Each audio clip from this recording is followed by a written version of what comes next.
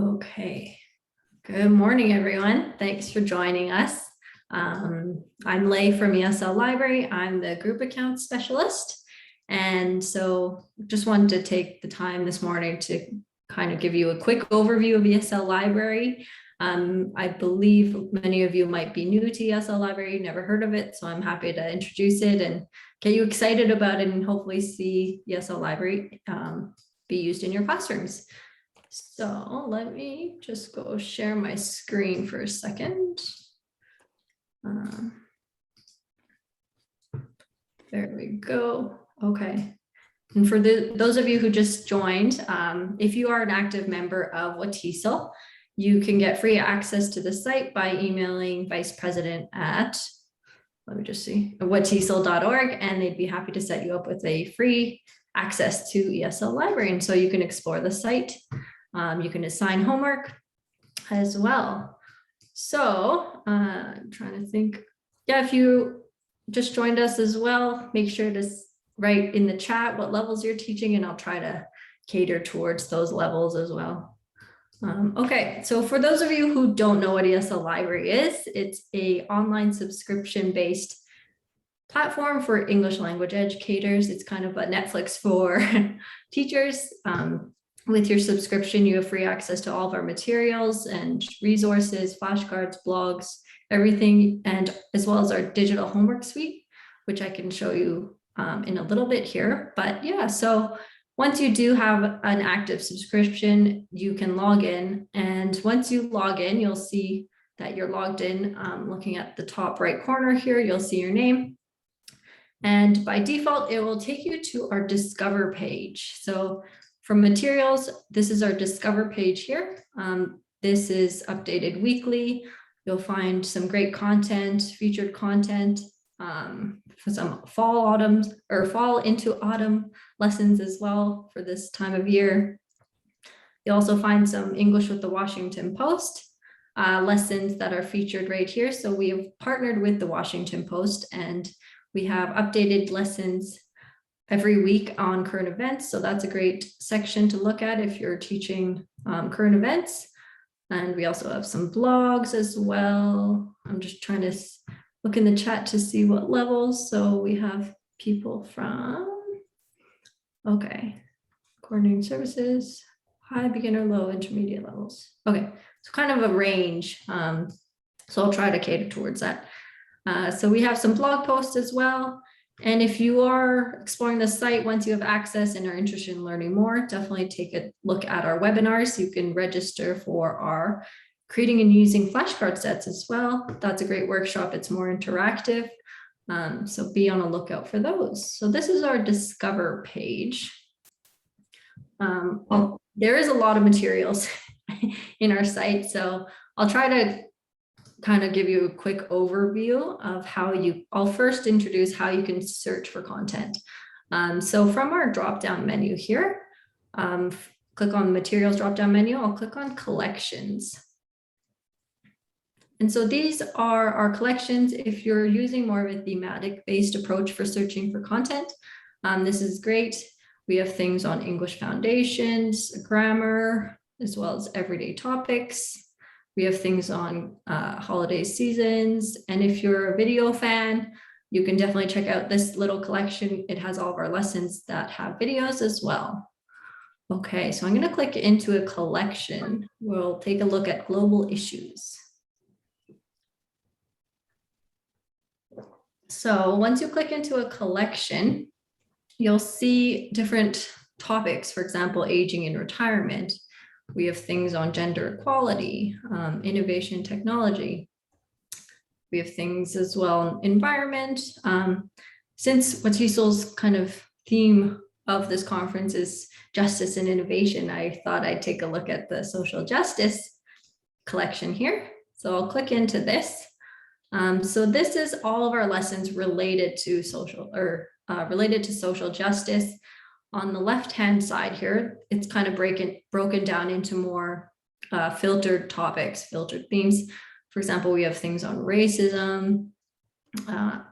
So once you click on a topic or a theme here, all of our materials, we have 35 under racism, but you'll find things such as blog posts, you'll find things such as lessons, even flashcards as well. So you can also filter by levels, as well as audience. So if you're doing more young learners, you can filter out that way as well, teens and adults as well. So I'm going to click into one of our vocabulary and usage. Kind of, if you're teaching vocabulary and usage, this is a great section. I'll click into a resource here. And so this resource specifically lives in our resource section. If you go here, and then under our sentence stems, this is our language of sensitive subjects resource. So I'll click into this. So this is a resource to help students learn various sentence stems, ready-made expressions to communicate how they feel about sensitive subjects. So I clicked into the PDF viewer here. So we have some American spelling, Canadian spelling, and you can also close this to make it bigger. So if you are teaching online, what you can do is you can share your screen like how I'm doing right now, or if you're in person, you can always print it and hand it to your students, or you can project it on your screen behind you and talk about the language of sensitive subjects. So PDF doesn't necessarily mean that you need to print it and hand it out. So there are various ways you can use this. So yeah, you'll see here, we have an introduction, what sentence stems are. We also have some little sentence subjects or sensitive subjects. So you might want to introduce to your students some of the questions that you can ask to individuals when you're communicating about sensitive subjects. For example, is everyone comfortable discussing things? For example, you can return by I'd rather not talk about. So yeah, definitely a great resource if you are teaching about sensitive subjects. You'll see also these little boxes with different notes. So those are kind of teaching tips and tricks. So take a look through those as well. With our PDFs, you can also click on our PDF tool here. So we have a pen that you can maybe check off things. You can do underlining as well as some text annotation tools as well. So you can type, please review, something like that. And so you can add in some of your personal notes, printing here, as well as downloading as well. So that is what our resources look like. We have a bunch of resources. They're different for different areas of skills as well. Oh, thanks, Olivia. Okay, so that's one way to search for materials is our collections. I wanted to hop into our lessons as well. So this is where all of our lessons live. We have over 1,500 lessons. They vary by different categories, different genres, different levels, different catered for different level or ages. For example, we have discussions and debates, some grammar, young learners and adult literacy. If you're teaching younger learners, this is a great section.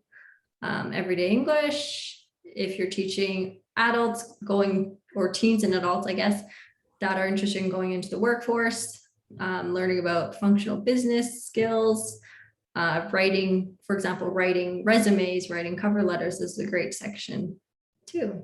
And then here you'll find the English with the Washington Post that's updated weekly, and definitely take a look at our lesson genres and sections and see which ones you would like to teach.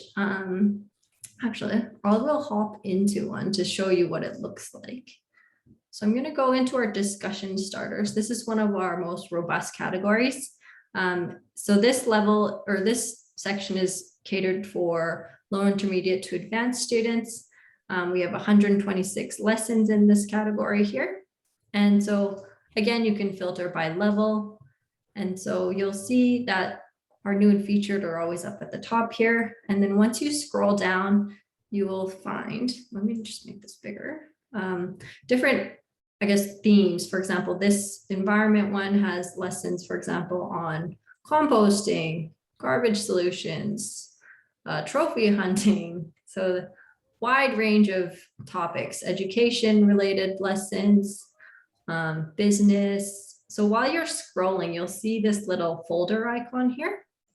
And so once you click it and you're interested in using that lesson for your course or for your students, you can create a folder. Maybe I'll do my business course or something like that. So you can create a folder, save it to that folder. And so my procrastination lesson will be in my business folder there. I can show you how to access that in a bit. But our discussion starters is one of our most popular categories. You'll see some heavier topics, for example, militarized police, while there are some that are a bit lighter, for example, mom and pop shops. So yeah, there's a lot of great materials here. I'm going to go into an actual lesson to show you what it looks like. I was going to go look for, sorry, I'm going to go into, maybe I'll go do the Cocoa Fields, child slavery. It's a very heavy topic. Maybe for Halloween, people are going trick-or-treating and they kind of want to learn about how is chocolate made, or kind of the background of how it came about. So Cocoa Fields might be a good discussion topic for your students. So I'll click into our PDF viewer here. Mostly all of our lessons have a PDF version. And so again, you'll see the different spelling options here. We are working towards adding more British spelling to all of our lessons. There's a teacher version as well as a student version. So the teacher version has the answers at the end, while the student version does not. And then we also have some audio components here. So for the listening activities on the PDF, you can use these audio components. You can either download them beforehand as well. Okay, so I'll kind of show you what a discussion starter PDF looks like. So you have some Zoom options if you'd like, or again, those PDF tools. I'm going to show you what the pen tool looks like. So maybe you want to focus on this first question. Where does chocolate come from? That question itself can go on forever. People can discuss about where, kind of what they think about where chocolate comes from. And then for vocabulary preview, you can actually use the pen tool to do the activity. There are various ways that you can use this. You can ask the students, okay, what's the answer to number 1? And so they can shout out the answer. They can read the definition. They can type it in the chat if you're teaching online. If you are teaching in person, they can actually physically do the actual interactive kind of move, like doing the drawing on the board. And so with our discussion starters, we also have reading, comprehension questions, discussions, class opinions. And then for the listening part, you would go back and click on this audio component and play this while doing the listening activity here. And so that's kind of what it looks like for our PDFs. And if you click on this push pin icon, this saves the student version of the PDF. And so you can copy it, you can email it, you can text it to your students, you can do whatever way of communication you're having with your students, and send them the student PDF. They can use the actual annotation tools, the PDF tools, and write directly on it, or they can print it and write actually using a physical pencil or pen. We're also integrated with Google Classroom, so you can also click on that. Again, there's a printing option and a download option too. Okay, so that's our PDF viewer. I'm going to show you what our digital one looks like. If you are teaching online or even in person, I recommend using the digital version more because it is a bit more interactive and the students enjoy it more. I'm going to show you what it looks like. So on the left-hand side here, there are 10 tasks. Depending on the level in the section, the number of the tasks also varies. So be on a lookout for those. I definitely recommend, if you are assigning this as homework, to review the actual task player lesson itself. And so I'll show you what some of our tasks here look like. So this is a warm-up video. It's a reference task. So reference tasks don't require the students to input any answers or record anything. So it's just a way for them to start thinking about the topic. Cocoa fields. No, the chocolate is $1 billion industry. Established a plan to discuss. So those are our warm-up videos. If you click on this gear icon, you can also slow down the speed or speed up the speed. So that's a great feature. You can also click on the full screen. So that's our warm-up video. I'll click into our Vocab Preview A. So this is a matching task. So maybe before you start the activity itself, you can check their prior knowledge, see if they know any of these vocabulary. And then once you're ready to start the activity, you yourself as a teacher can actually do the clicking. So it's a click and click thing. I'm just randomly putting this in. I guess you can also, again, ask what the answer is. They can shout it out, or they can come to the board and actually do the clicking as well. And so once I put in the answers here, I'm going to click unfinished. So these are auto-corrected tasks. So it says I got 2 out of 5, which is pretty good. I'm going to click on review answers. So as a class, you can review the answers together. If you do assign it as homework, the student will also be able to review their answers on their end as well. So you can see what you got correct, what you got incorrect. And so you can try again, which deletes it all, and you can start from scratch. So those are vocab preview activities there. I'm going to click into our comprehension. So these are open-ended questions, so they're not going to be auto-corrected. So the students will need to put in or type in their answers here. I'm just going to put in random ones just because save some time. If you are doing this in person and just having it on your board, these are great discussion questions without actually putting putting answers into the fields. So great way for discussion. So once I put in as a student, if I do have this assigned as homework, they can submit their answers. And it just says thanks, since it is not auto-corrected. I'll show you what it looks like as a teacher to correct these open-ended questions. Okay, so I'm going to click into our personal response one. We recently, well, I want to say a couple months ago, we introduced a new task called speaking tasks. I'm going to make this smaller. So the speaking tasks allow students to record their actual answers actually verbally.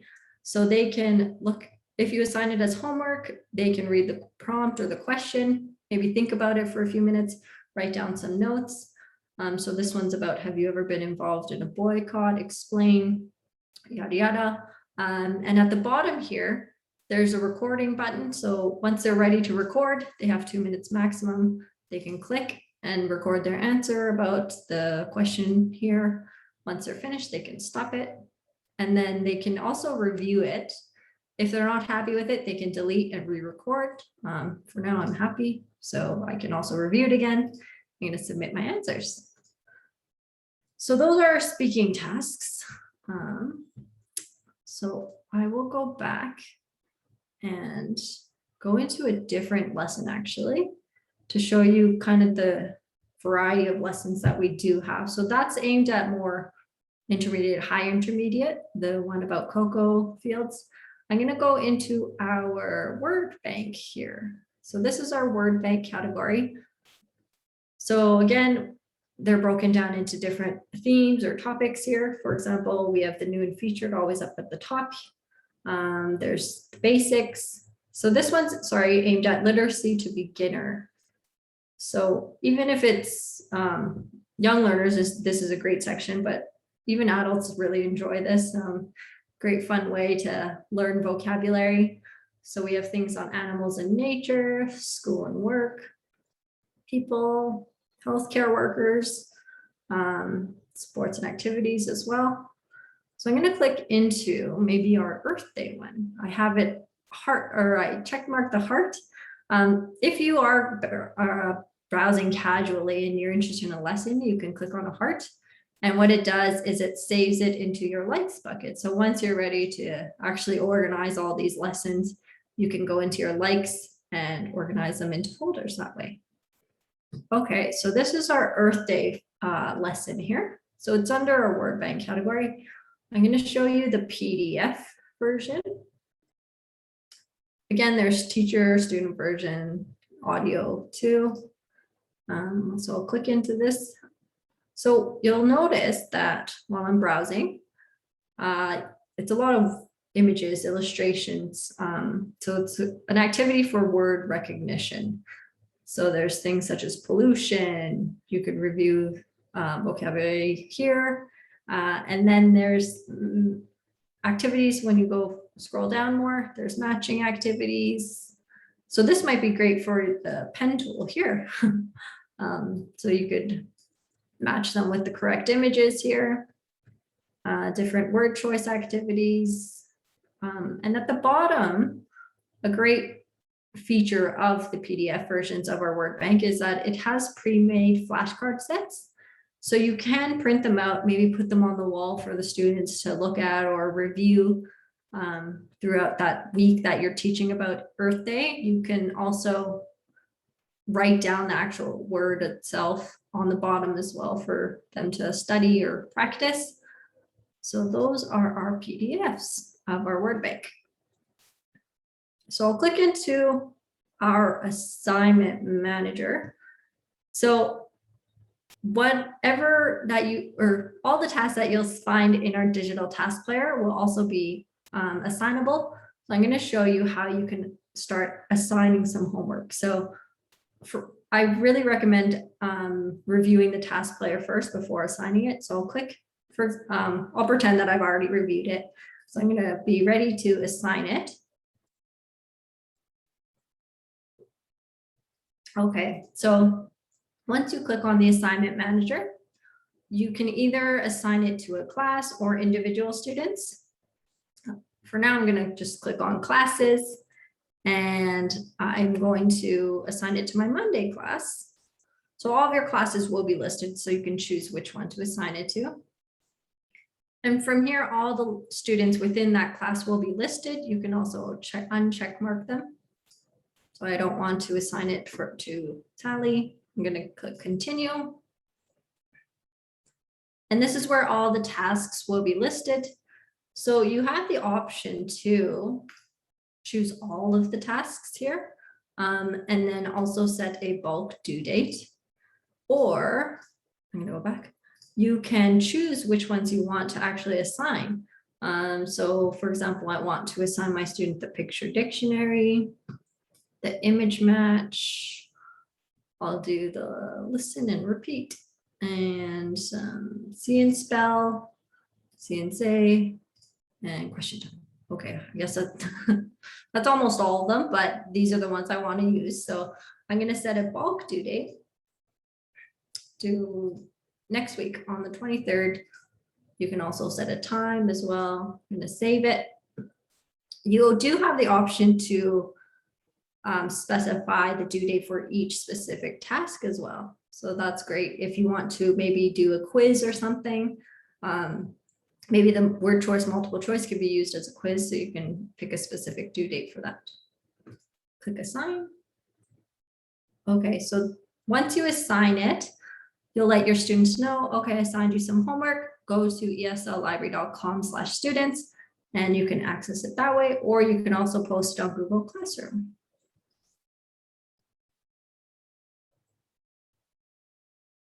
Okay, so once you assign some homework, I'm going to go into student land here. Excuse me. Okay. And so this is the student login page.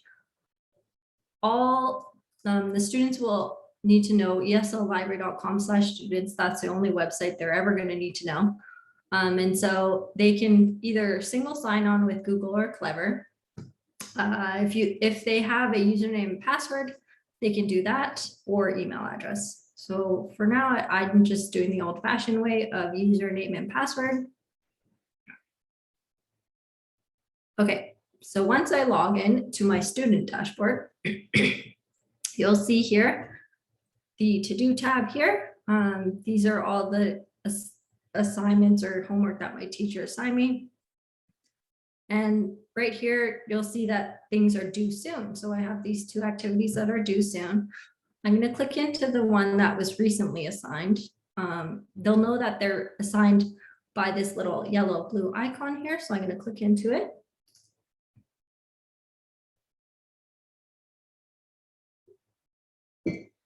Sorry, my frog in my throat. Okay. So once they click into a task or assignment, they'll see all the tasks that are listed here that were assigned by the teacher. And I'm going to start the actual task. So I'll click into one, the picture dictionary, and I'll start here. So this is our pre-made flashcard set. So they're flashcard sets that are specific for Earth Day. So the students can review their vocabulary. Ocean. And so they can go through, review. They also have that audio icon. Bicycle. If they click on the text, it makes it bigger. And so they can go through this. I'll just quickly go through it. And so once they're done, it just says thanks, and they can go back. And I will go into the next task, which is the image match A.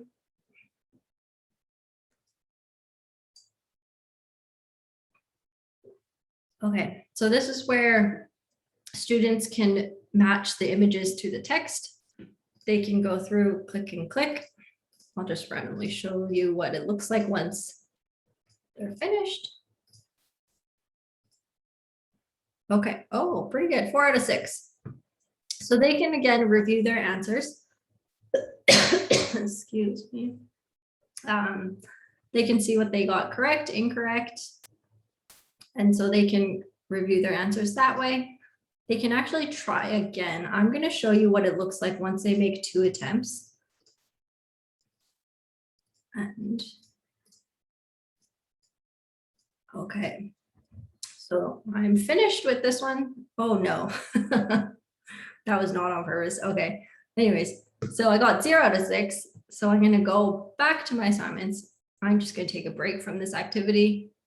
I'll go back. And so my first score is labeled here. I can click on it as a student, and it shows me what my score was for my first attempt, the time it took, and the date and time I actually did it, and then the results itself. You can also click on attempt number 2. So what you got right, what you got wrong. And so that's a great way to kind of see how you're improving as a student. The teacher will also get that exact same results on their end as well. And so I'll go into a different one. Maybe I'll do see and say. Okay, so this one they can, again, it's a speaking test. They look at the picture here and the word, and they can record their answer. Oh, gotta allow recycling bin. Gotta allow recycling bin. Okay, so they can review their answer. They can re-record. Ocean. Ocean. And so that's how our speaking task for our word bank goes. Click through this.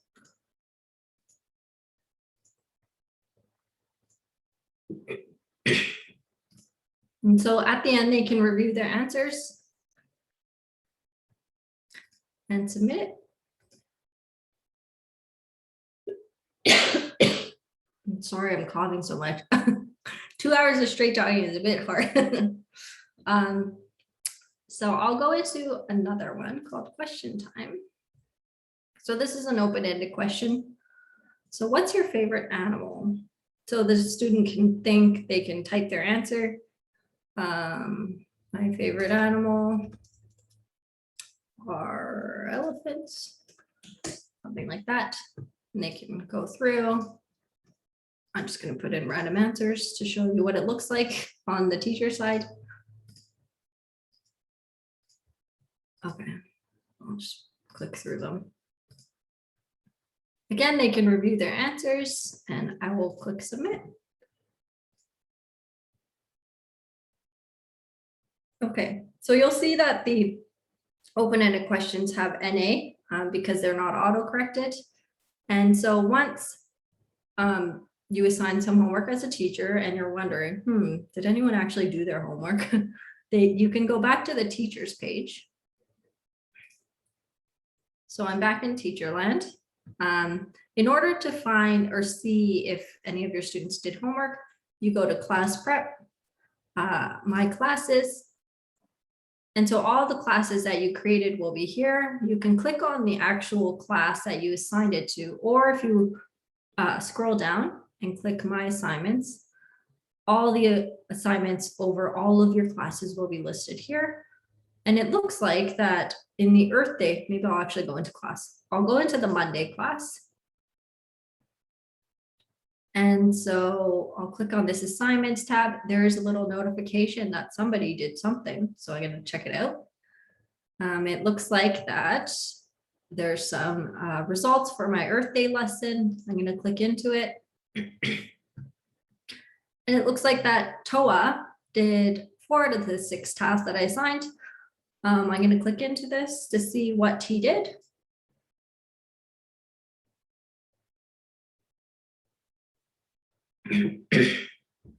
Okay, so the auto-corrected ones will have this little eyeball icon. I can check it out. Just take a deeper look. I can see that he made 2 attempts here by clicking on this drop-down menu. See what he got right, see what he got wrong. And at the bottom, as a teacher, you can leave individual feedback. So great work. Save that comment. So once you leave a comment and you reviewed the results, it'll be changed into this little speech bubble icon here. I'm going to go into an open-ended question task here. Actually, I'll go into this one. So these are the speaking responses. I can listen to them. Recycling bin. Okay, pretty good. So I'm going to give a rating so I can choose which rating it was. That was pretty good, meets expectation. You can also, if you want, you can add some written feedback as well. Ocean. Okay, that was exceeding my expectations and so forth. And so you'd review their answers, their speaking results, and then submit feedback.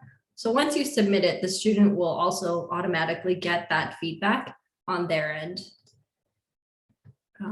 I'll go into the open-ended question as well to see what it looks like. So this one, similar to the speaking task, there will be their answer here. You can provide a rating. And then for these ones, they just wrote in random answers. So I'm good. I'm going to submit that. And again, they will get that on their end. If you do, so that's kind of the quick overview of how you can assess student results. I'm going to go back to my class itself. If you do require a CSV file of all their assignments, all their results, you can go to the class that you assign the assignments to and click on export results. You can choose a date range and then click on export. And what that will do is create a CSV file with the date, the students, and the task and the results that they actually got for those specific tasks. So it's a great way, like a comprehensive overview of all their results. Anyway, so that is a whirlwind of how to assign homework. I'm going to show you also. I'm going to go back to this. We have this also participation tab here. So some school districts, some schools want to know the total time that the students actually spent on the homework or the tasks. So there is a date range that you can choose from. Maybe you're wanting to know how long the students took to do their homework for a specific week. So you can choose the week, click apply, and it will put the results here. Or you can also export it if you want to actually see it on paper, and you can print it that way. Okay, so this is our kind of a quick overview of how you can assign homework. Just gonna check on, see if there's questions. Okay. And so I will go into maybe our resources. So within our materials drop-down menu, we covered the discover, we covered the collections and the lessons. We're gonna go to this resource tab here. So this is where that language of sensitive subject resources lives. Within resources, you'll also find some assessment tools. You'll find some listening activities, some young learner activities. So this one includes things such as crossword puzzles or word searches. I'll click into this real world reading. These are great. These are actually I guess things within our real world that requires a bit of more, I guess, focus on. For example, if you're teaching about ATM receipts, I'll show you what it looks like here. So if you click on it, it actually shows you an actual ATM receipt, and you can teach what it means, what each kind of level or labels means. For example, you could cover what withdrawal means, what available balance means. And there's different examples of ATM receipts as well. So this is a great resource. Too. And then again, there's a task player and an assignment manager. So you can also assign this as homework. I'll go into our language scenes as well. So this one, for example, we have various, I guess, places. For example, we have at the grocery store. This is aimed for literacy to advanced. I guess depends how you use the actual activity. So again, there's a picture dictionary, the pre-made flashcard sets. You could review the vocabulary first. And then the cool thing about this is that there's a really fun picture here. So it's just a busy picture. You can ask open-ended questions like, or do I Spy games. I spy something that is red or pink, and it'd be the salami or something like that. You can ask questions like, how many people are there? What do you see on the walls? You can ask, what color are the baskets? And so it's a great way to kind of be creative and use this it's just a picture. And you can ask open-ended questions that way. So those are our language themes. Let's check my time. Okay, so I'm glad I have a few more minutes that I wanted to show you maybe how to create a class. And so what you would do if you're new to Esl Library and you want to start assigning some homework, you can go to class prep and click on my classes. So you can, thanks Olivia. So you can click on my classes and you can create a new class. So I'm going to do Tuesday's class. Sure, why not? And then you can write in a description, which is optional. I'm going to choose a color. Click save. And so I already have one, sorry. Wednesday.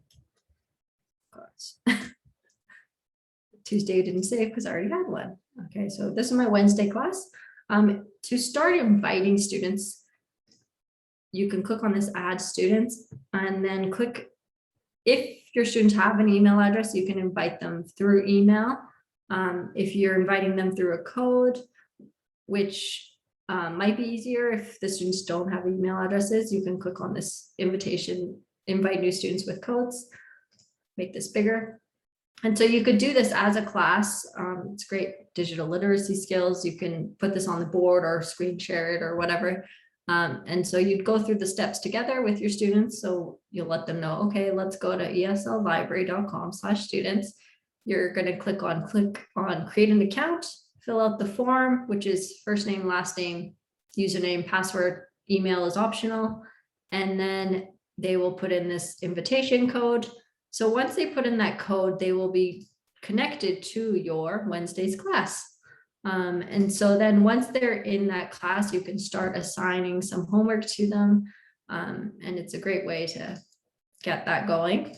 And so if you are teaching one-on-one, I highly recommend you, even if it's just one student, to create a class.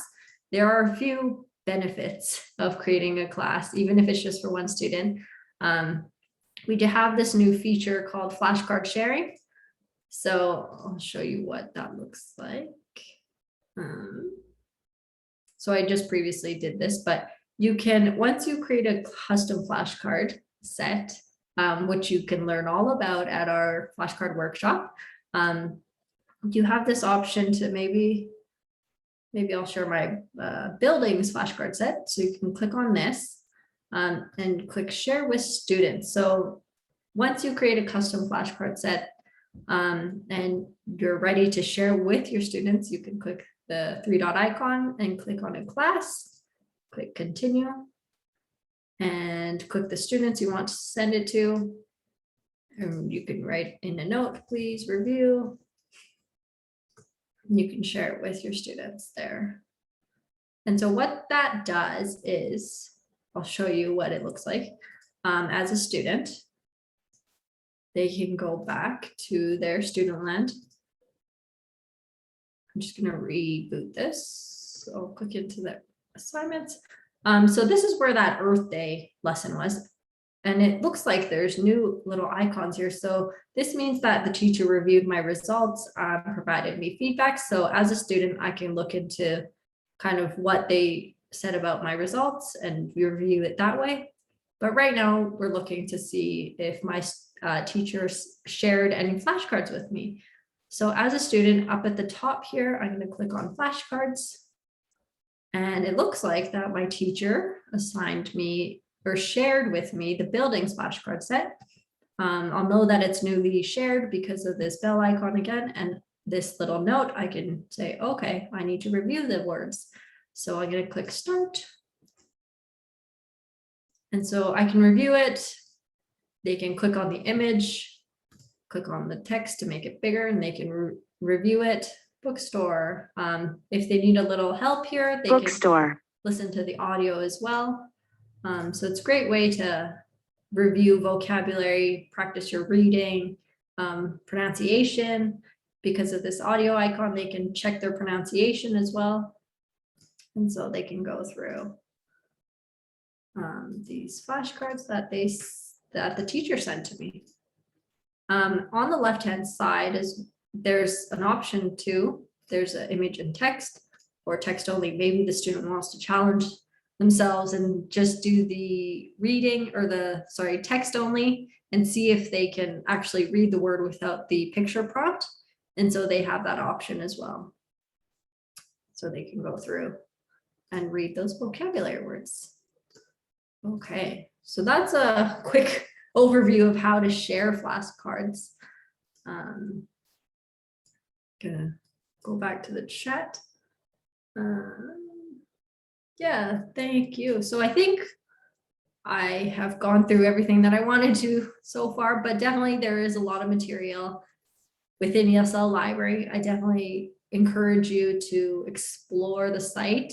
And if you, once exploring, you have a few questions, we do have weekly webinars, which you can go and register from our Discover page at the bottom here, right here. On-demand library. This is our weekly webinars, or again, that flashcard workshop. You can register by clicking on these links. And so if there are questions, I'd be happy to answer them now. Is it possible to print out flashcards? Yes, that is possible. I will give you a sneak peek of our flashcards. So what you can do in order to, maybe I should show you the flashcard sets that I've already created. Actually, no, sorry, scratch that. So I'm going to quickly show you what you can do with our flashcards. I'm randomly clicking the ones that I want. So you click a category, it'll show you all the flashcards within that category, and you can pick and choose. You can also choose it from a different category as well. I'm going to click a few more from the vegetable category. Okay, so I'm happy with my list here. It's going to be all on the left-hand side. I'm going to click manage. And so for print settings that you're looking for, click on this. You can print all, you can print selected. You have the option to do image only, image and text, or image and text back to back. Pick the font. And then you could do 8 on a page, like what Susan was saying. I'll show you what that looks like. So it creates a PDF of the flashcards. And so this is a great way.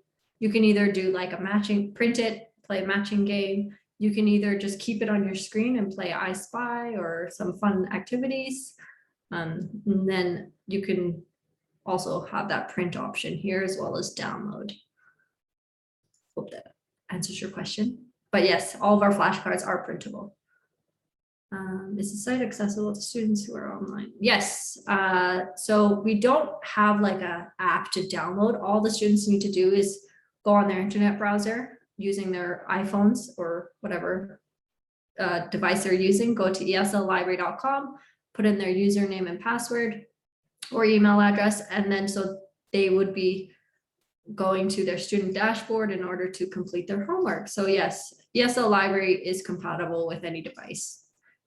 Just make sure they have internet. So yeah, it might look a little bit smaller screen compared to being on a laptop, but yeah, they can do it definitely on an iPhone. Okay, so we have about 1 minute left. So yeah, thank you for joining me. We are a small team based in Canada. If you have any questions throughout your trial, feel free to email us. I'm just going to type in the chat here. ESL Library, hello@esllibrary.com. Oops, sorry, Christopher, I sent it to you. I'll just type it for everyone. So if you have any questions, feel free to reach out and be sure to get your free access information by emailing vicepresident@watesol.org. I'm Lay and I am the group account specialist. So if you are part of an organization, I'd be happy to set you up on a complimentary trial. So if you're interested in that, email us and I would be happy to set you up and get you access or get all of your teachers access to ESL Library. Okay, thanks for listening to me talk so much today. Right, thank you so much for being here and supporting the conference, Lay, and thank you to everyone for attending with us today. We are in our next transition period for our next set of live sessions beginning at 11, so we'll start getting ready for the next meeting here. And as always, reach out to anyone on the WATESOL leadership team if you need any technical assistance throughout the day. Thanks, everyone. Thank you. Happy conferencing. Thanks.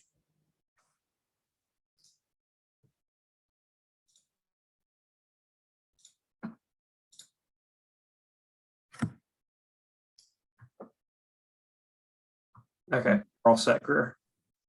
Okay, great. Thank you. I think I just got your email too. That's yes. Okay, Hi, perfect. how are you? Hey, I'm thanks on it. I'm gonna Thank hop off. Yeah, no, I'm here for the next one, but no, he was saying they could email me for the membership, and that's Okay, is the vice president email address you? That it is currently me. Yes. Okay, perfect. That's me. I mean, I will move into the president emails soon, and but yes, that comes to me. We have 2 vice presidents, so don't worry, we're totally on top of it. Perfect. Yes, Thank you vice very president. much. Yeah, good. Hope it went well. Thank you.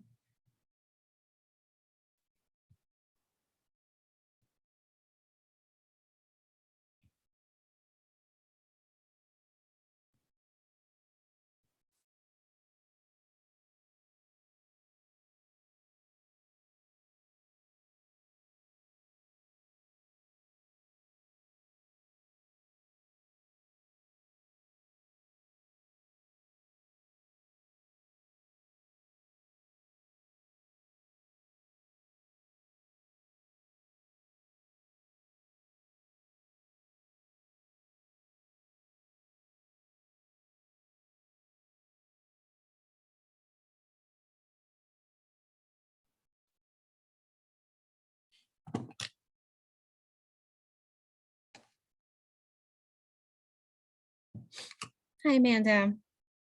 We're just waiting. Our presenter will be in here shortly, and then we'll get set up for her to start at 11 o'clock. Okay. I'm Greer Mancuso on the WATESOL board, but thank you for coming.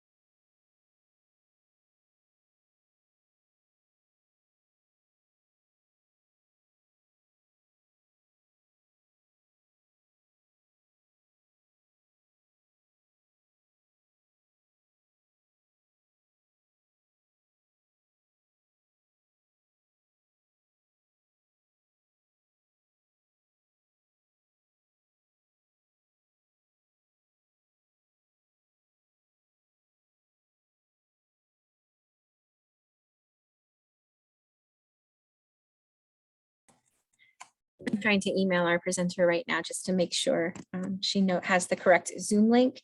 So that's just what's going on because I've already talked to her today. She's definitely here. But my guess is we have all these Zoom links going around. She may have gone to the wrong room. So let me.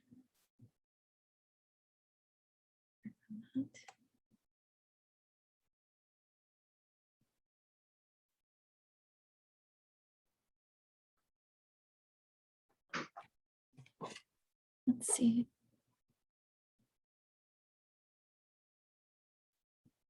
Ah, hello. Hi, I was on the other screen, but I wanted to make sure you had the right Zoom link because there's a lot. Okay, I'm going to make you a co-host now. Okay, double check that you can do everything you need to do. Good morning. Hi. Hi. Good morning. Thank you for coming. I'm Greer Mancuso. I'm on the WATESOL board, and Dr. Helene Marshall will be doing our presentation today. Good morning. And before she starts, I wanted to check in and make sure it's okay with everybody as well if I record today's session or if there's any objections to that. I'll keep my camera off. Yeah, it's fine.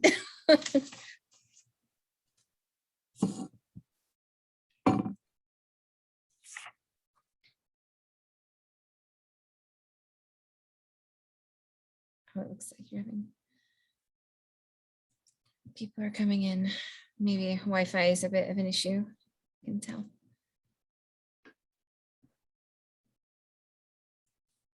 I just want to say that I've been presenting at conferences all week, and it seems as though my internet is unstable at my house, and I sometimes have gotten kicked out, even though I'm on a hard wire right here at the hub. So I do have my phone, and if I do get kicked out, I hope it doesn't happen, but I can use my phone as a hotspot and come back in that way if need be. I'm hoping it won't happen, but I just wanted to let you know it happened yesterday. Oh gosh, sorry. That's okay. That happened to me online teaching last year at home as well. And I can use my phone as a hotspot too, but I find my phone is not normally as strong. So, but that works. Just let me know. I'll do a quick introduction whenever you are ready as people are coming in. Good morning, everybody. Thank you for coming.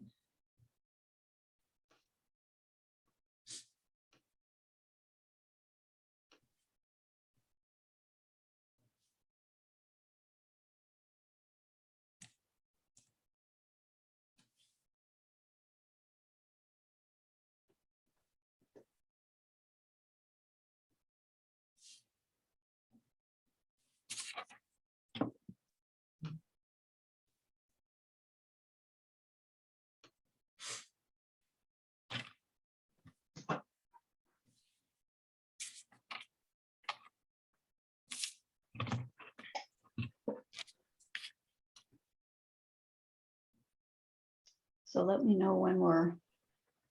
I think.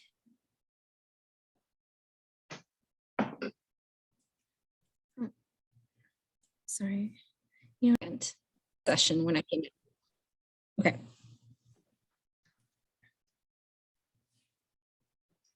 Okay.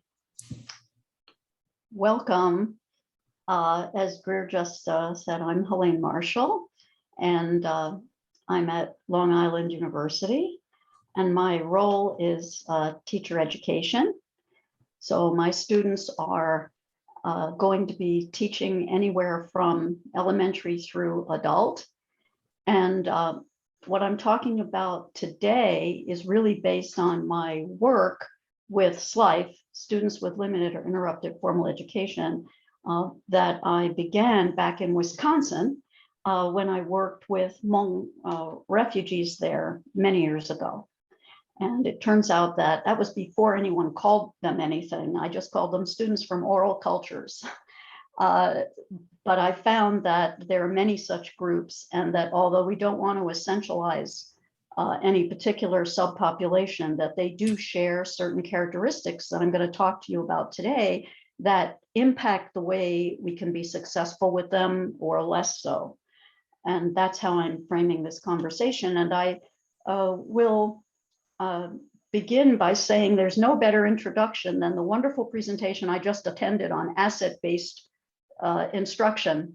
And I encourage you all to, if you did not attend, and I know there are so many wonderful sessions, to watch the recording, because their work is foundational in terms of taking a look at ourselves and our assumptions about our students and how we can set ourselves free from those assumptions.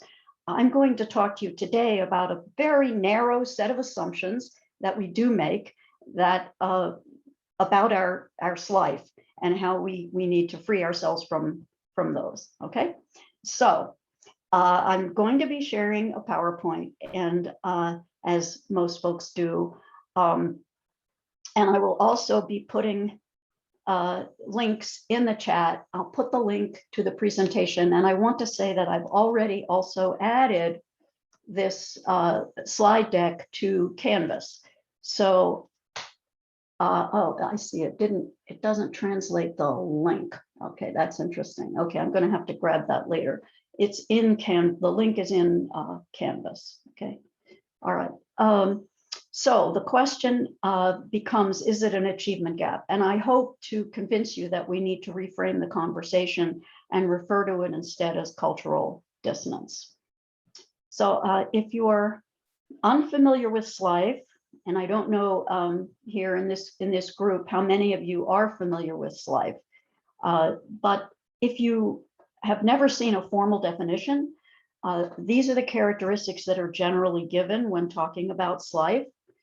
A subpopulation of English learners, usually after age 9, a minimum of 2 years or less schooling than peers, no formal schooling or interruptions, or consistent but limited formal schooling.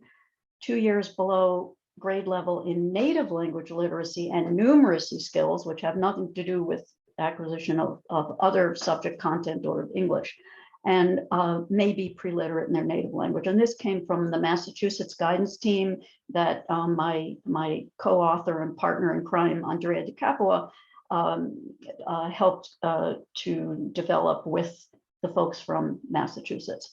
And just quickly on what limited refers to, limited can mean anything. Anything that is less than the full, robust system that we expect when we bring people in and ask them how much education they've had. So it could be about resources, about training of teachers, about the kinds of configurations of students they had, about how much access they had, or literally how much schooling per day they had. And you could add to this list, but I wanted to give you the flavor. But going back to this slide, I think what's missing on this slide is more important than what's there, because there's nothing there about the cultural dissonance that they experience. And I think that that's a key to understanding who SLIFE are, because they share certain cultural characteristics that get in the way just as much as all of the other things that we look at them for. And when we look at this list, a lot of it is a deficit perspective, whereas what I come from with the cultural dissonance is a difference perspective. And we're going to take a look at it from that point of view. So I see cultural dissonance as the main, the focus that we need, that we haven't had in the past. And I'm going to show you what that looks like. So first, I'd like you to think about this. So if you look at this visual, you might look at it from any one of these three perspectives.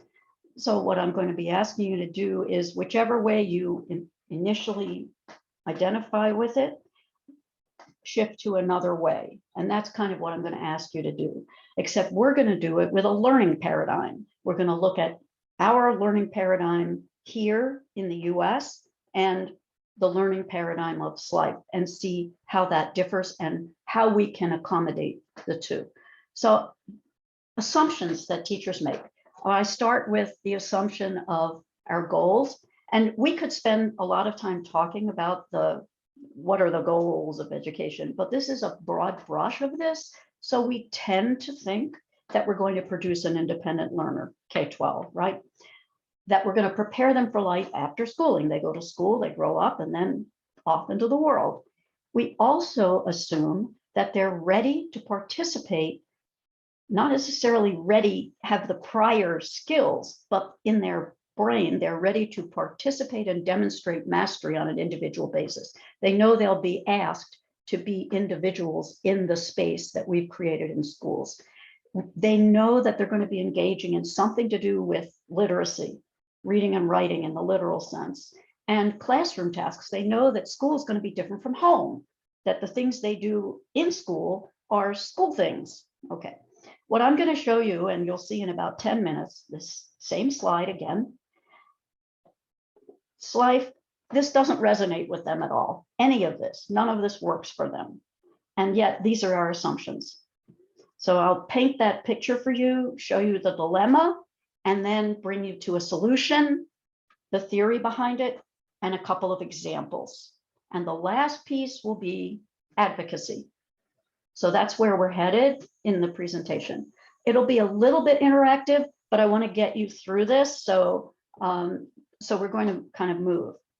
So the three underlying cultural differences that we're going to look at, and of course, this is our familiar iceberg of culture, orality versus literacy, because they are from oral cultures, as I mentioned at the outset, collectivism versus individualism, and we'll take a look at how that impacts the way they view education. And last of all, informal ways of learning versus formal education, which is probably another one that you think of immediately, because it's SLIFE, which has formal education, limited formal education in the actual acronym. All right, so what is this? It's not a trick question. Put in the chat what this is quickly. Your immediate reaction. What is it? Anyone? There we go. It's a circle. Okay. Now, you went right away, and I'm sure whether you put it in the chat or not, you think of this in its two-dimensional frame, right? It's a circle. That's your first answer. But if I say to you, three-dimensional, what are you going to do with it? What could you do with it? Like oval. I tried to make it a circle. Maybe it's not exactly. Okay. Somebody said egg once, and I said, is it that? Okay, egg, sphere. Oh, there you go. Egg, ball, sphere. Yeah. So you immediately could go to three-dimensional. So what I'd like you to do is again, like I showed you the carpet. For SLIFE, they're more likely to think first in terms of three-dimensional. That's their go-to. They live in a three-dimensional world. School, for all the grouping and realia and everything that we do, it's a two-dimensional space in many ways, especially assessments tend to be. So what we're doing actually with them is we're helping to bring them from the three-dimensional frame and space into a two-dimensional world. Yeah. So that's why, for example, when you look at this, you immediately will tell me, if I ask you what it is, you'll go to the three-dimensional there, right? Because I've made it to give you hints that it's not the shape, it's the thing, right? So what is this? Not a trick question. What is it? Yes. Now, would SLIFE answer apple? Would they? Would they answer apple? See, here's the problem, is that when we show them these line drawings, right, they wouldn't make the immediate association to the three-dimensional object. And a lot of materials that, come in worksheets and books and that sort of thing, they tend to have these. What about this? This is better, right? We've got actual drawing of the whole object, not just the line drawing. But it's art, it's interesting, but it isn't really an apple, right? How about this? Photographs. Well, photographs are great, right? Because they're more than drawings, they're not ambiguous, unambiguous. That's why, not to put in a plug, but just saying, National Geographic, whoa, they have amazing, amazing visuals, almost always photographs, much better for SLIFE, okay? But we're not quite there yet. What about this? So here we have, in color, cut open, a photograph. This is the closest that you can get. And look back at the line drawing. So what we're doing with Slipe, and of course, I don't have an apple today, but sometimes at this point I go, how about this? This is my apple that I brought to class. Okay, so there we are. We've made it all the way to the actual item, but we're bringing them from the 3 to the 2. So this is part of our work with Slipe. We can't make an assumption about that first line drawing, all right? So this is part of what we're teaching them. And then the ultimate, of course, is literacy itself. And if you look at these examples, some of which are not even from school, right, from the real world, I'm just going to show you a quote from one of my students. This is unedited, of course. The most important I've learned about the United States, that is notebook newspapers, notebook and pens. These things always let me know how to live here. So what he's saying is, it's not just about school even, it's about life in the US. It's really important to you. Literacy is a priority. See, this is a very different perspective. You value literacy. It doesn't mean, it's a neutral value. It's what we value. We need to look at that, right? And here's from another student. I never care about reading. Oh my God, I care about reading. See, it's a very different. I never care about reading until I come here in my country, nothing to read. But here, everywhere, print, word, signs, and you have to read. So get in their space and see how they're viewing our work with them. And that first student, we're going to see again and talk about him later in the presentation. Now, the second, that's the first. The second one is collectivism versus individualism. So for collectivism, actually, they're looking to make a web. The group is primary. And when they view their experiences, they view them as experiencing them together. Okay. When I had students, I asked halfway through the course, what do they like best about class? And my Hmong student, this was in Wisconsin, we just had a few at that time. And he said, what I like best is how we help each other learn. We work together and we help each other learn. Everyone else answered, I like how much grammar I learned. I like the vocabulary. I like our book that we're studying from. But this student focused on the collectivistic aspect of class. Okay. And in collectivistic societies, the most important thing is that everyone connect. And even if you individually achieve, it's to bring honor to the group and pride to the group that you belong to. All right. Another note is the percentage of collectivistic societies, which is about 70%. So many of our L's, and certainly a large number of our Slife, come from collectivist societies. And we need to see what that does in the classroom. Okay, we are individualist. I know we do group work, but even when we do that, we very often want individual accountability within the group. What is someone doing to contribute to the group?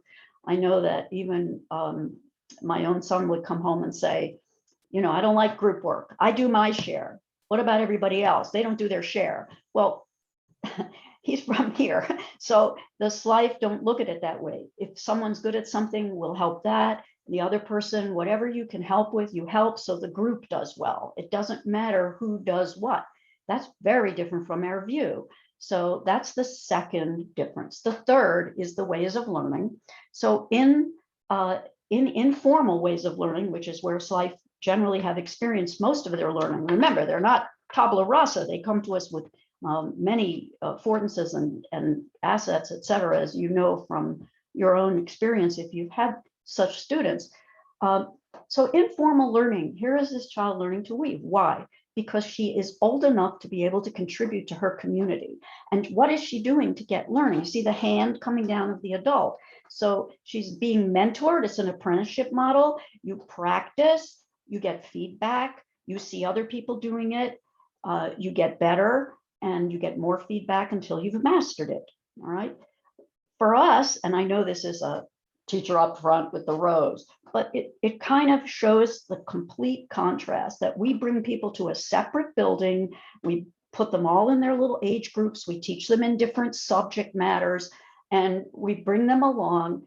The biggest difference here is that in informal learning, learning parallels life, whereas in formal education, the learning precedes life. Okay. Now, in terms of understanding formal education, because in some ways you can almost better understand the informal way because we have a little distance from it. But in ourselves, we're teaching, do we really understand what formal education is? So I've taken what I see to be the essence of it. And what I see is basically what we're doing is we're teaching academic ways of thinking based on decontextualized tasks. Now, what is that?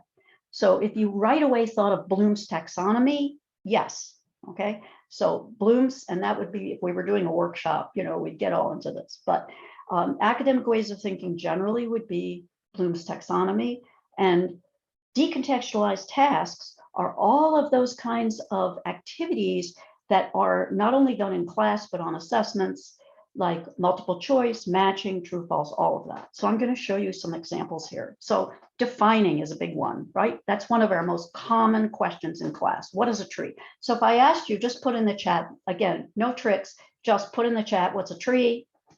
While I sip some water.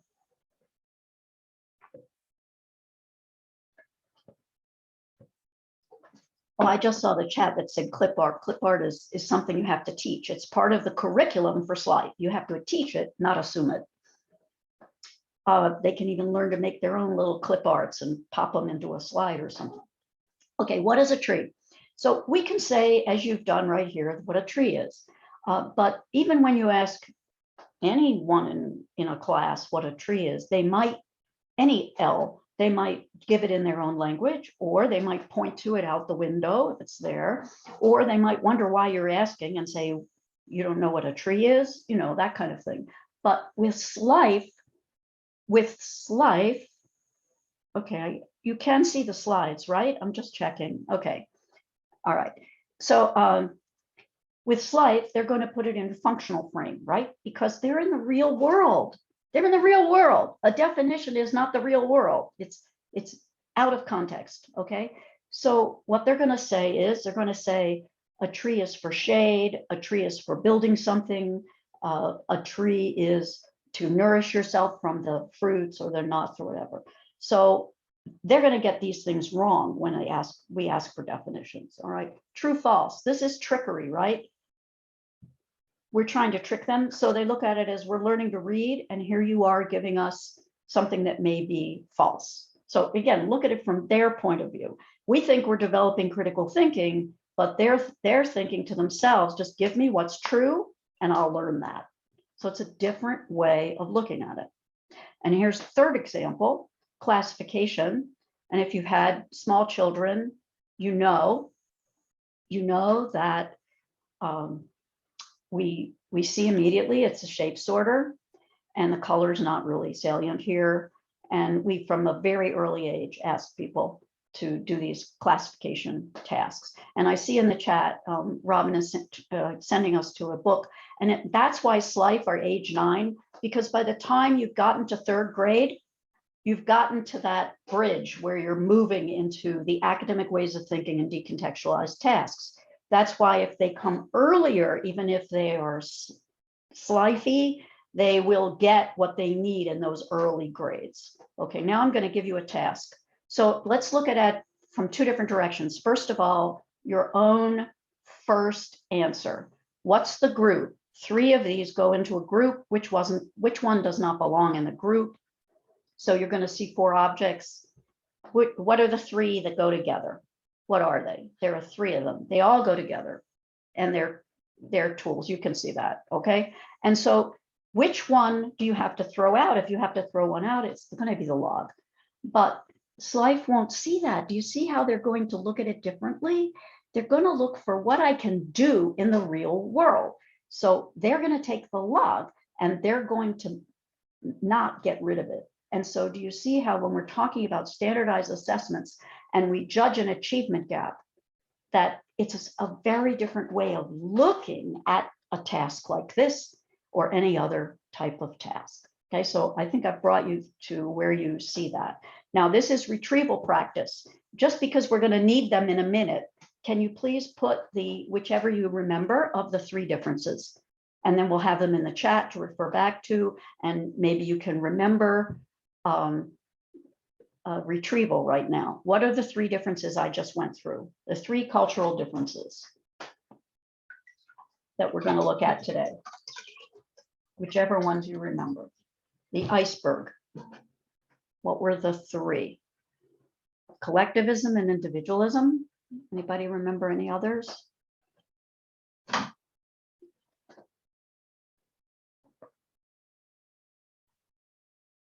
Right, well, the dimensions, yeah, the two-dimensional, three-dimensional had to do with actually this one, the orality versus literacy, yes.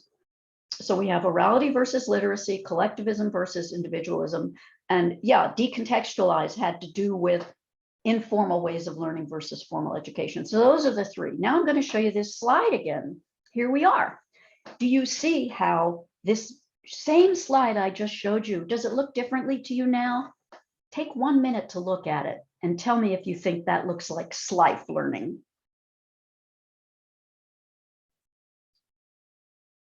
Different, right? So first, orality versus literacy. There's our literacy based. So they're not going to relate to that. They're going to prefer oral transmission. Even if they know how, whatever their skills are in literacy, their preference is to learn from another person, like the little girl weaving. Her mother was talking to her about it. Secondly, independent learner, individual basis. No, they're collectivistic. They want to work interdependently, not independently, right? They want to share responsibility. They don't want to demonstrate mastery individually necessarily. And then finally, life after schooling. No, as again, parallel. Life has to be, life and schooling, they have to be connected in some immediate relevance. There has to be something immediate in order for them to engage. And then the classroom tasks are totally new, totally unfamiliar, completely new for them. So this is the essence of the dilemma. So again, this is our dilemma. I call it cultural dissonance, right? That's what's happening here. And yet we hear this over and over again about their deficit view, the achievement gap. Let's focus on culture. And I was attending another conference, Southeast TESOL, over the last few days, and their theme was equity in the educational experience. And a lot of people talked about culture, being culturally responsive and culturally sustaining. And I think sometimes we talk so much about culture, we lose what culture can mean. And when I'm talking about culture in this presentation, I'm talking about it in terms of the learning process, influencing culture, not the way a lot of people think of culture, which is why I do the iceberg, but not only below the iceberg, but these new ideas as being very salient. So now we're going to put it on a frame. And again, it's not a workshop. I do this. It's so much fun when I do this in person. I give everybody envelopes and they have to, with little pieces of paper, and they put them in the right place. But I'm going to do it the electronic way. So I want you to look at the bottom and do this a thought. This is thought exercise. See if you can pick out which side things are going to go on. So I take learning as having three aspects. Conditions. This is the way it has to happen. If it doesn't, if we don't have these conditions, we can't learn.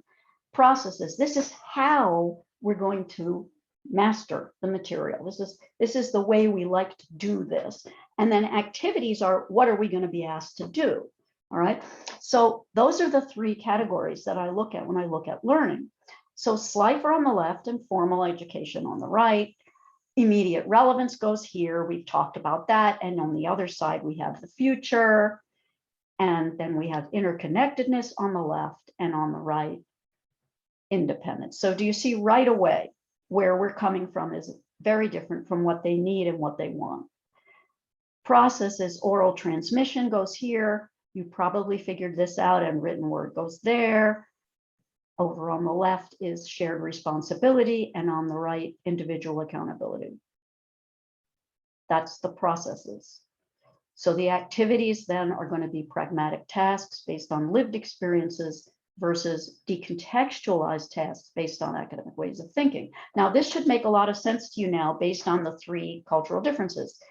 So the question is, what do we do with this? What are we going to do? Okay, so if we stay on the left, they'll love it. They'd be great. But how are they going to get K through 12 instruction and get that high school diploma? right? How's that going to happen?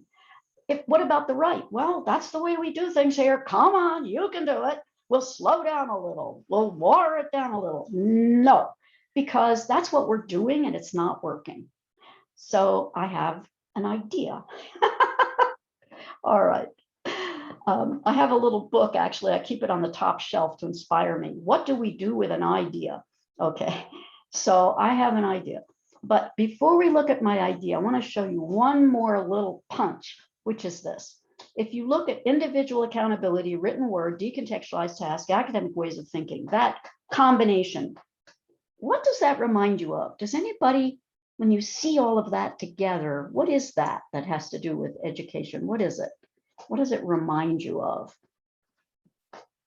Okay, does anybody getting a light bulb here? What that might be? I don't know if you were thinking this, but it's standardized testing, okay? So standardized testing, and you could have put a lot of different things, but to me, what this is this is standardized testing, right? So no matter what we do in class, when it comes to, do you move, you know, what is your score on the access? If you're a WIDA state, for example, or a WIDA, cooperate with WIDA in any way, it would be access, or it could be whatever. At New York, we have the nicest lot. So you're not going to do well, but why? So I say it's not an achievement gap, it's the culture piece, and that's what's going on. I believe that very strongly, and I've worked with SLIFE for many, many years. Now, the mutually adaptive learning paradigm, and that's what we're going to work on now. So here it is. It's a culturally responsive and sustaining, very important piece. Even before people use this term, Malp is old. I came up with it a long time ago. Elements from the student's learning paradigm and from formal education. So this is the combination of the two sides. Okay, so it's a transitional model to address the achievement gap by focusing on cultural dissonance. All right. So what are we going to do with Malp? Now this, I just put this in here because I think that people who either watch the recording or just want to look at the slides, I thought I should have a formal definition, but you're with me and we're going to go through it together. But if you want the official definition of Malp, this is it. Okay, so it just simply says it has 6 elements. You can see it's project-based learning. Okay, and it helps them maintain their own priorities and values. Priority is very important. Okay, because if you don't honor people's priorities, they check out. Okay, and we look at the paradigms and we come up with a new paradigm to keep them in school, okay, keep them engaged. So what does it look like? Now, the next 2 slides are fairly new, and I just want to say, because when you present at a conference, sometimes you show new things because you want people to give you feedback and reflect. So I've found that many people have difficulty envisioning this and how it fits with what they already do. And so I'm going to give you 2 slides here, but I would really appreciate any feedback that you have now or later on whether this works for you, whether some of these need attention. So what I'm showing here is very broad brush, learning, affective, cognitive. On the affective, I've simply put to give you an idea. It's just to give you an idea. All right, Sell, Maslow, just an idea. On the cognitive domain, language and content, if you're thinking PSYOP or however you're thinking. And then the final row at the bottom, okay? This is very broad. But what I want to show you now is where Malp fits. So here's where Malp fits. I'm going to show you the same graphic, but now we have Malp in it. So what Malp does is it looks at the cultural conditions for learning and the cultural processes for learning. Those are affective factors. Those are honoring priorities. Very important for SLIFE to be learning according to those conditions and processes. And then on the cognitive domain side, what we need to teach in addition to language and content for them is we need to teach formal schooling. That's a curriculum for them. We need to teach the academic ways of thinking, the decontextualized task. That's what they need to learn, because after age 9, the students are expected to have the basics of that, where the language and content will build up, but the formal schooling is there. So I hope this makes it clearer where I'm coming from. And I'm very interested in what you think. All right, so here's Malp. So I don't know if you figured out what we're going to do, but what we're going to do is a new paradigm. But we're just going to take pieces of these. We're not going to come up with something entirely separate. So we're going to take this piece, because if we don't accept their conditions, no go. So we need to stop talking about you're going to need this for your that and the college and career readiness and all that business. And oh, we want you to be able to do things on your own. Let's focus where they need us to focus. Okay. And remember, this is transitional. Okay. We'll get them where they need to go this way. Okay. Also, with the processes, we honor theirs, but we must get them to individual accountability in written word. Remember, standardized testing. So what do? We don't just wait until a test to say, oh no, today you have to work on your own. We make sure that low stakes, just as much as high stakes, we have both shared and individual, back and forth and back and forth and back and forth. They need to be comfortable with both on low stakes, not just high stakes, which is what we tend to do as teachers if we examine ourselves. Same with oral and written. The oral, yeah, let's talk about it. Let's have a discussion. But now you're going to write and you're going to have a test, and it's a very different vibe. So we want to get them very familiar with oral and written. It's more than just listening, speaking, reading, writing. It's also just as a priority. They need to learn that the written word is a priority from low stakes all the way to high stakes. Now, the key to Malp, and the part that is the trickiest to grasp and execute, is to forget the left-hand side and move to teaching formal education. We will focus on the decontextualized tasks and academic ways of thinking.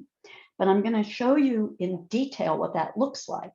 Do you see on the left, it says, with familiar language and content? That's key. That's where the presentation before us by Julie Lake and Heather Wager talked about asset-based instruction. This is where their assets can help us. Their expertise can help us. We bring it in because the content doesn't matter. The language doesn't matter. We're teaching them the tasks and the thinking. So let's take a look more deeply at what that can look like. So for familiar language, and you could, again, you could brainstorm and fill this in. My suggestion is home language or dialect, and they may have several, or other languages spoken, right? And English at the independent level for them. That's all familiar. We can use that. Content that's familiar. You know it's going to be funds of knowledge, right? And sociocultural experiences, whatever they bring, their lived experiences. Let's mine those. And previously mastered subject matter content. So this is all this wonderful material that we can use when we teach these unfamiliar classroom activities and ways of thinking. Okay, so I just want to give you a couple examples quickly. So my favorite example is my first example, which comes from the Hmong in Wisconsin. So what we did was we did a class survey. This is one of my teachers who did this in our program. And everyone was asked how they crossed the Mekong River because they all did. It was a shared cultural saga. So they had to find out some information. Many of them had to go home and find out because they didn't know. They didn't know how they crossed or when they crossed. That was it, right? How did you cross? When did you cross, right? And they came into class and they shared that information with the class, their individual information. Now, while I'm doing this, can you think about Malp? Think about how this is Malp, okay?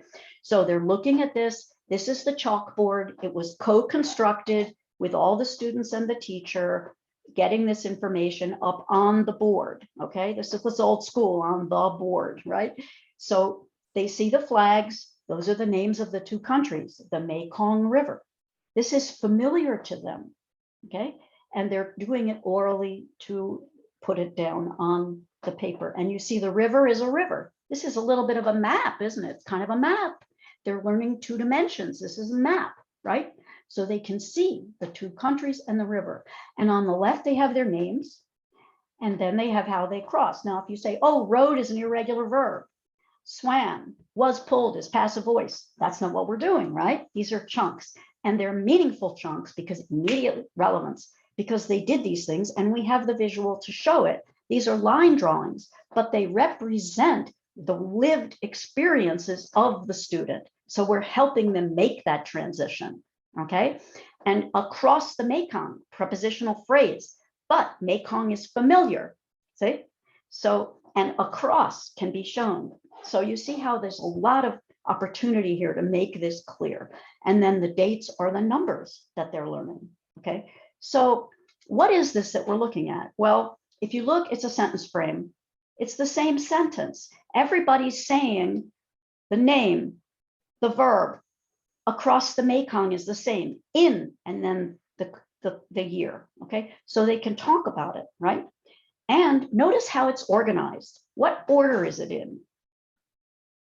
What's the order? Is it alphabetical by name? We love that.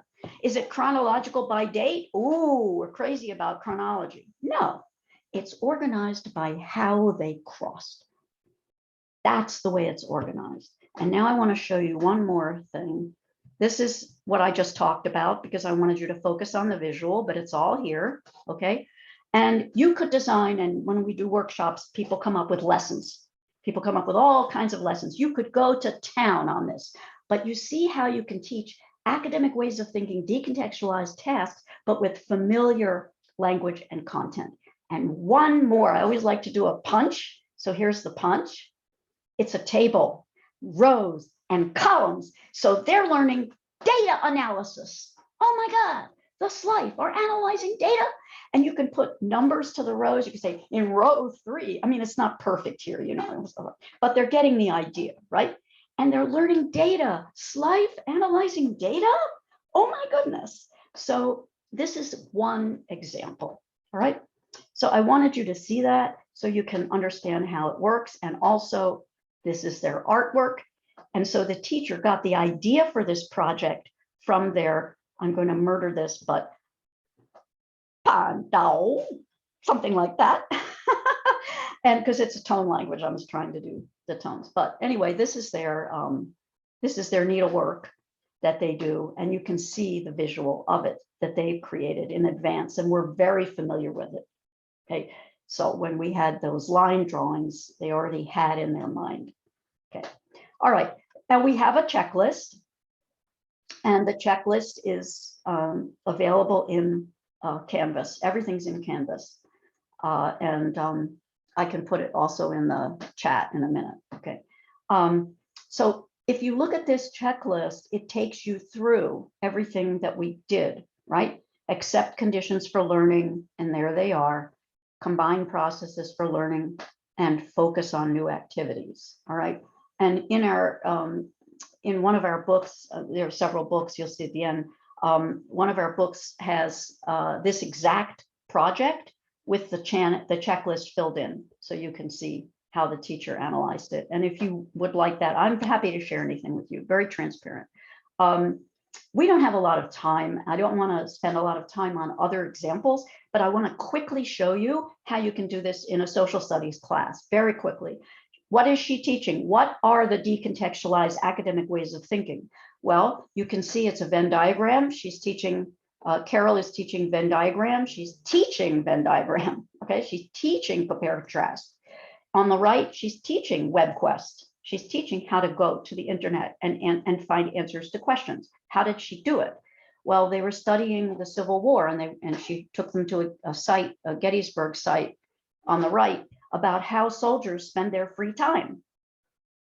And how do you relate to Civil War soldiers, all right, in the United States?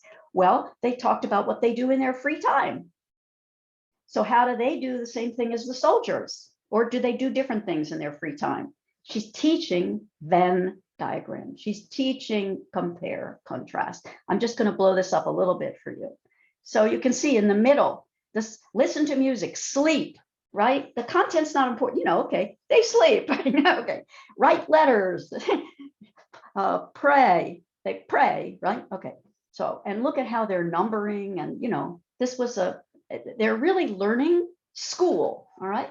But they're also learning about how it might have been the same or different, okay? Interesting, right? Okay. So, so the web quest was similar.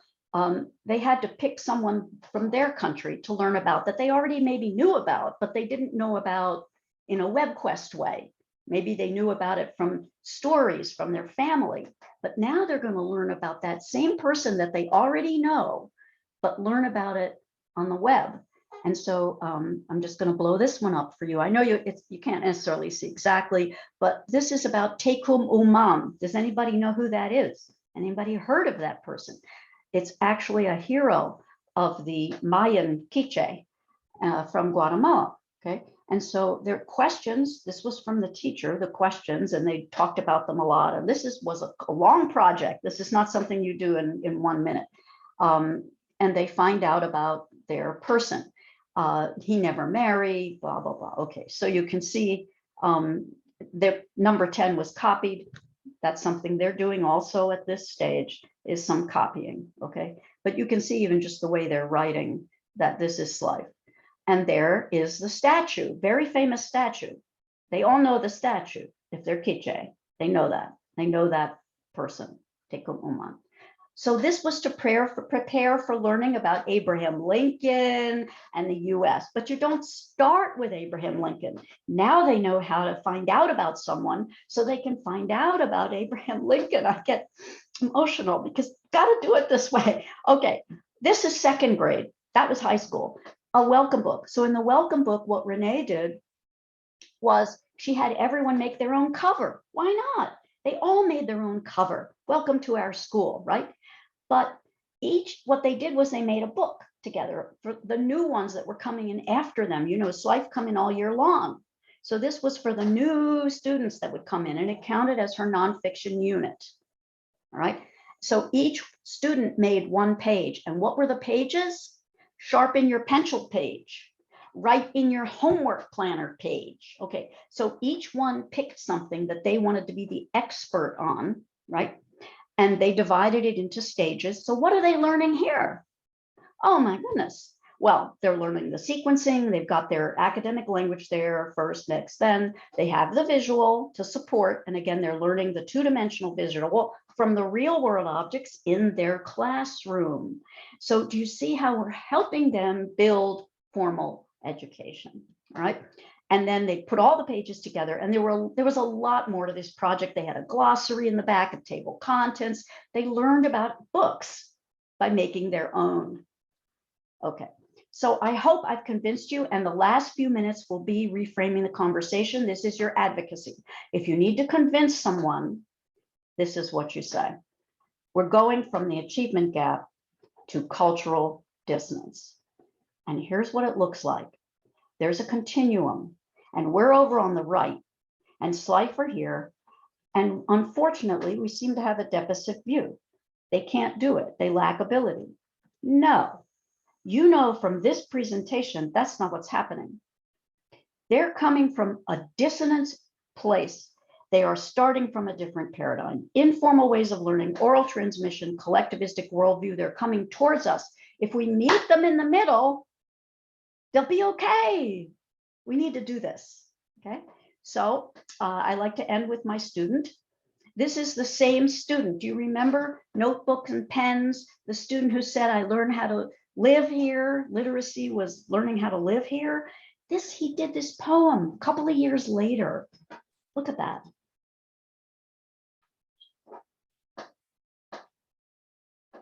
So you can read it.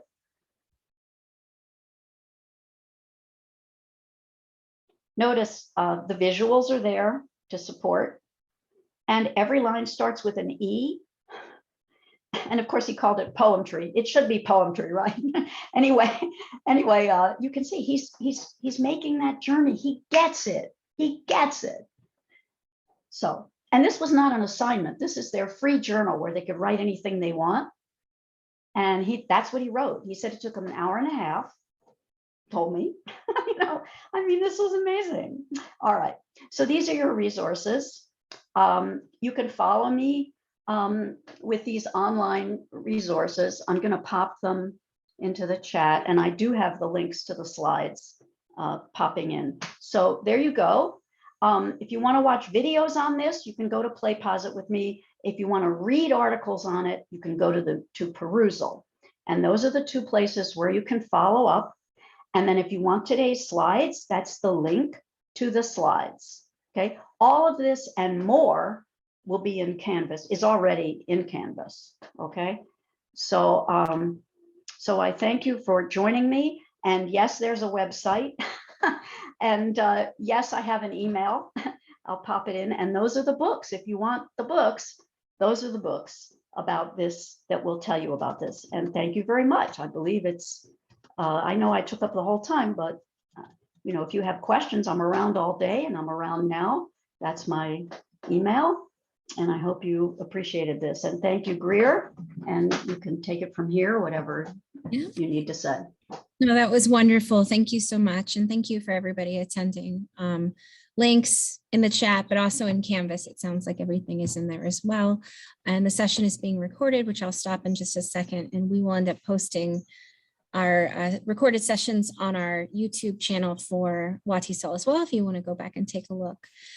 So everybody, just to let you know, at 12:15 is our basically opening session presentation in room number, the first room on your conference schedule. But if anybody has any questions about that, you can hang around and ask me. Aside from that, I'm going to stop the recording now, and thank you so much.